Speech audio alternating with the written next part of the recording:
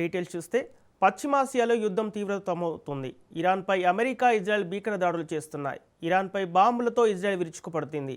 టెహ్రాన్లో పలు భవనాలు నేలమట్టమయ్యాయి. ఇజ్రాయెల్ దాడుల్లో ఇరాన్ యుద్ధ విమానాలు ధ్వంసమయ్యాయి. టెహ్రాన్లో ముడి చమురు డిపోలపై ఇజ్రాయెల్ దాడి చేసింది. యుద్ధం కారణంగా ఇప్పటి వరకు 1500 మందికి పైగా మృతి చెందారు.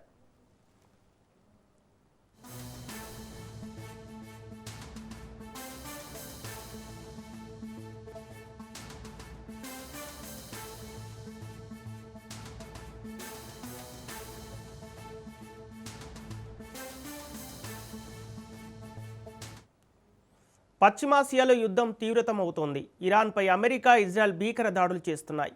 ఇరాన్పై బాంబులతో ఇజ్రాయెల్ విరుచుకుపడింది. టెహ్రాన్లోని పలు భవనాలు నేలమట్టమయ్యాయి. ఇజ్రాయెల్ దాడుల్లో ఇరాన్ యుద్ధ విమానాలు ధ్వంసమయ్యాయి. టెహ్రాన్లో ముడి చమురు డిపోలపై ఇజ్రాయెల్ దాడి చేసింది. యుద్ధం కారణంగా ఇప్పటి వరకు 1500 మందికి పైగా మృతి చెందారు.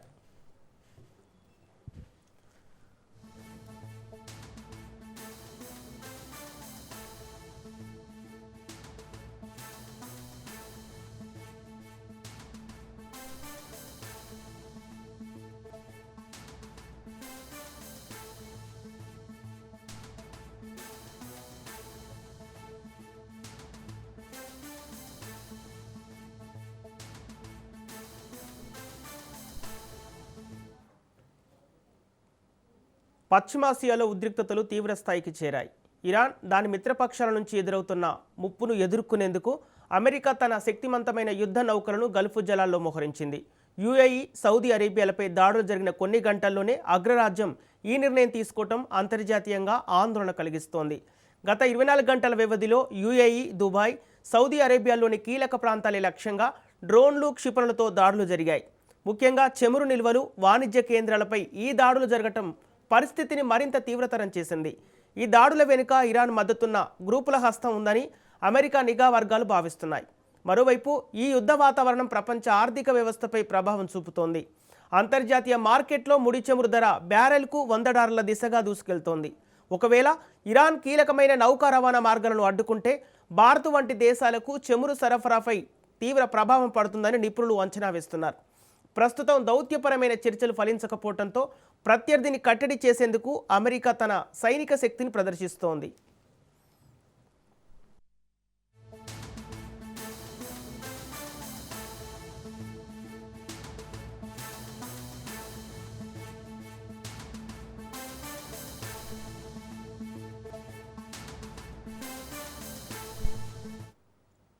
ఇరాన్ క్షిపణి దాడులతో దుబాయ్ సహా గల్ఫ్ దేశాల పరిస్థితి ఆందోళనకరంగా మారింది. ముఖ్యంగా అక్కడి ప్రజలు తీవ్ర భయాందోళనకు గురవుతున్నారు. ఇజ్రాయెల్ దాడి చేయడంతో ప్రతిదాడిగా గల్ఫ్ కంట్రీస్పై ఇరాన్ దాడి చేస్తోంది. దీంతో దుబాయ్లోని అనేక చోట్ల మిస్సైల్స్ దాడులతో భారీ నష్టం జరుగుతోంది.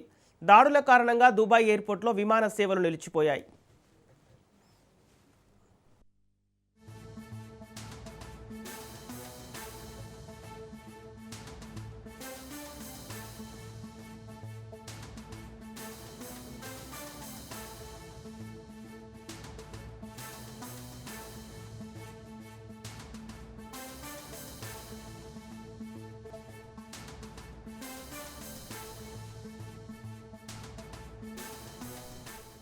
యుద్ధం ముదురుతున్న వేళ ఇరాన్ ప్రెసిడెంట్ కీలక ప్రకటన చేశారు. ఇజ్రాయెల్, అమెరికాకు లొంగే ప్రసక్తి లేదన్నారు. మరోవైపు గల్ఫ్ దేశాలకు ఇరాన్ ప్రెసిడెంట్ క్షమాపణలు చెప్పారు. ఇకపై పొరుగు దేశాలపై దాడులు చేయమన్నారు. తమ జోలికి రాకుంటే మీ జోలికి రాబోమన్నారు ఇరాన్ ప్రెసిడెంట్.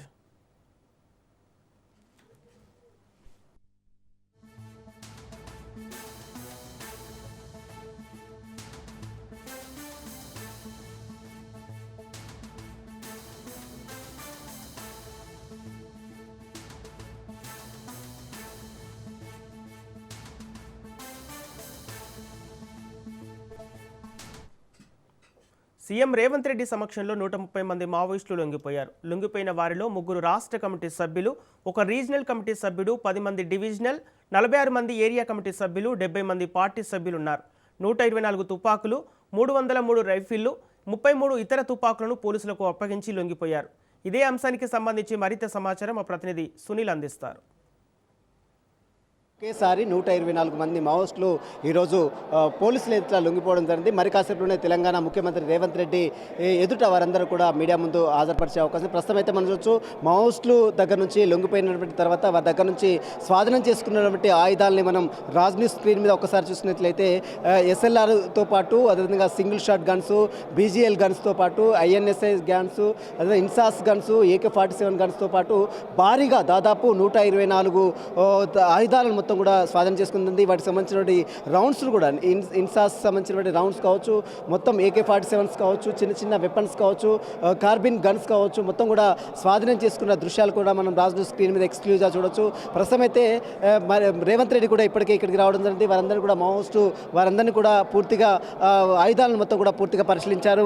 మరి కాసేపులోనే ముఖ్యమంత్రి రేవంత్ రెడ్డి మీడియా సమావేశంలో అన్ని వివరాలు కూడా వెల్లడించే అవకాశం ఉంది.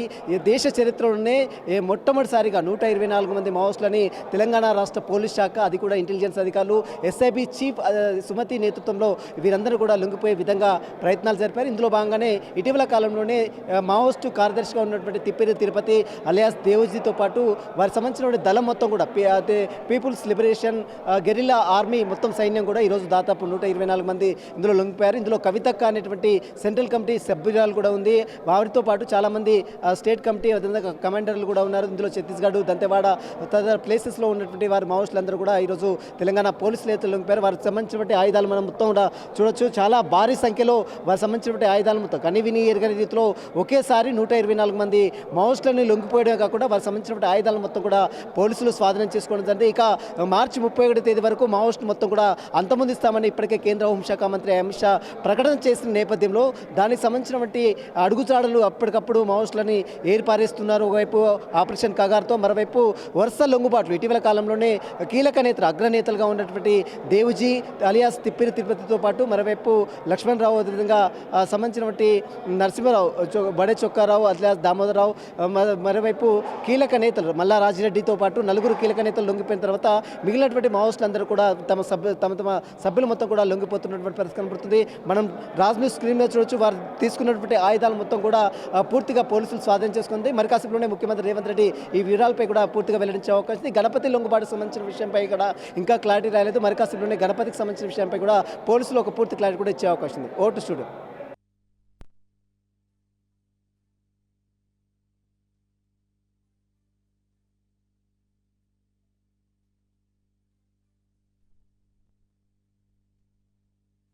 అడవుల్లో తుపాకీ మూత మోగించిన మావోయిస్టులు ఇప్పుడు ఒక్కొక్కరిగా జనజీవన స్రవంతిలోకి అడుగుపెడుతున్నారు. తెలంగాణలో పెరుగుతున్న మావోయిస్టుల లొంగుబాట్ల వెనుక కేవలం పోలీసుల చర్యలే కాదు, ఓ మహిళా అధికారి పట్టుదల వ్యూహం కూడా కీలకంగా నిలిచింది. రాష్ట్ర special intelligence bureau chief Sumathi నిశిత పర్యవేక్షణ మావోయిస్టులతో నమ్మకం పెంచే ప్రయత్నాన్నిస్తున్నాయి. తుపాకీదారి కాదు, సాధారణ జీవితం కూడా ఉందని వారికి నమ్మకం కలిగిస్తూ లొంగుబాట్లకు మార్గం చూపిస్తున్నారు. అంతర్జాతీయ మహిళా దినోత్సవం సందర్భంగా తెలంగాణలో శాంతి దిశగా సాగుతున్న ఈ మార్పు వెనుక నిలిచిన మహిళా అధికారిని సుమతి పట్టుదల ఇప్పుడు ప్రత్యేకంగా నిలుస్తోంది.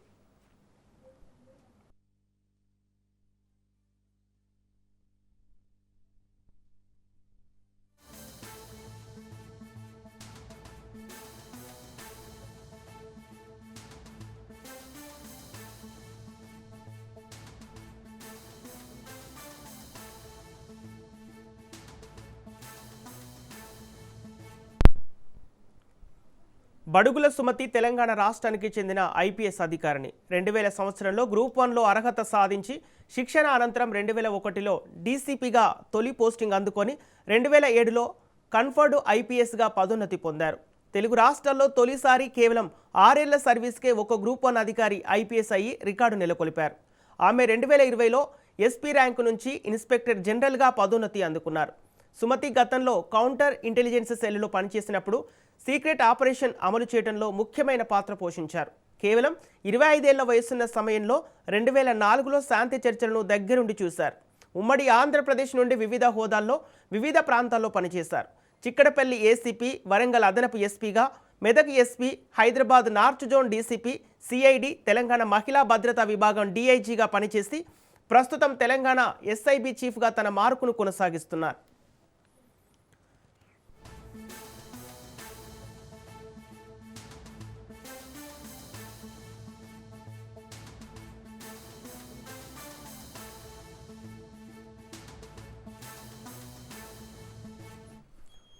తెలంగాణ డీజీపీ శివధర్ రెడ్డి ఎదుట Maoist top commander Tippiri Tirupati alias Devji, అగ్రనేతలు మల్లా రాజిరెడ్డి, బడే చొక్కారావు, నూనె నరసింహారెడ్డి ఇటీవల లొంగిపోయారు.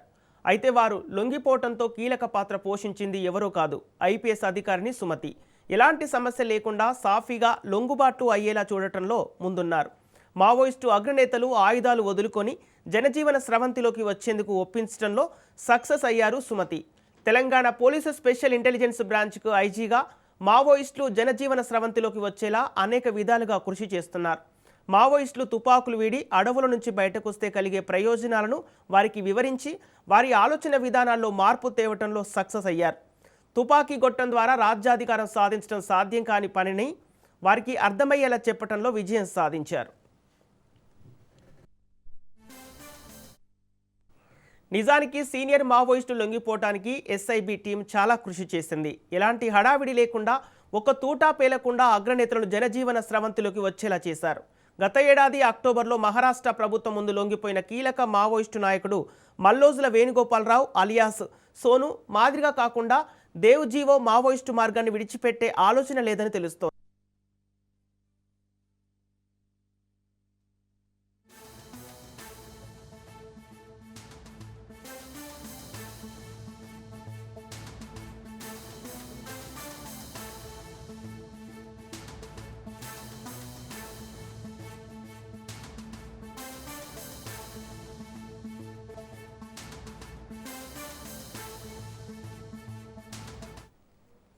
మరోవైపు ఏళ్లుగా అడవుల్లో వినిపించిన తుపాకుల మోత ఇక వినిపించే పరిస్థితులు లేవు. ఒక్కొక్కరిగా ఆయుధాలు వదిలి జనజీవన స్రవంతిలోకి వస్తున్నారు. ఇక ఈ భారీ లొంగుబాట్ల వెనుక చర్చలు, నమ్మకం, వ్యూహంతో ముందుకు నడిపిన ఎస్ఐబి చీఫ్ సుమతి పాత్ర కీలకం. మహిళా దినోత్సవ వేళ ఒక మహిళా అధికారి సాధించిన ఈ విజయం తెలంగాణలో శాంతి దిశగా కొత్త ఆశను చూపిస్తోంది.